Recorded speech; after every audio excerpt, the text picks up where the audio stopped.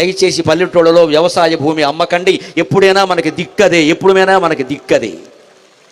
ఎన్ని సమస్తం ఉద్యోగాలు పోయినా, వ్యాపారాలు పోయినా, తెలివితేటలు నాశనమైనా, ఏమైనా 2 ఎకరాల భూమి ఉంటే భార్యాభర్త అక్కడే చిన్న పాకేసుకుని ఆ పక్కన తోటకూర గోంగూర పండించుకుని తిని బతకచ్చమ్మా. వ్యవసాయం చాలా గొప్పది, వ్యవసాయం చాలా గొప్పది. రైతే రాజు కావాలి, దేశానికి రైతే రాజు కావాలి ఖచ్చితంగా.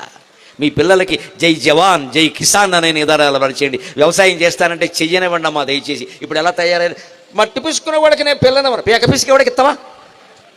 మట్టి పిసుకునేవాడు అంతకంటే భ్రష్టుడా? పేక పిసికేవాడికి ఇస్తారండి. మట్టి పిసికేవాడికి పిల్లన, మట్టి పిసికేవాడు ఏం పాపం చేశాడండి?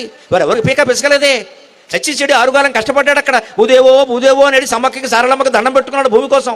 వాడు మనకు దుర్మార్గుడి కింద కనపడుతున్నాడు, బలహీనుడి కింద కనపడుతున్నాడు. మన బోర్డు ఉద్యోగాలు ఏదైనా సరేనండి, రైతు కంటే గొప్ప ఉద్యోగం ప్రపంచంలో లేనే లేదు. ప్రతి మానవుడు రైతుకు సాష్టాంగ నమస్కారం చేయాల్సిందే.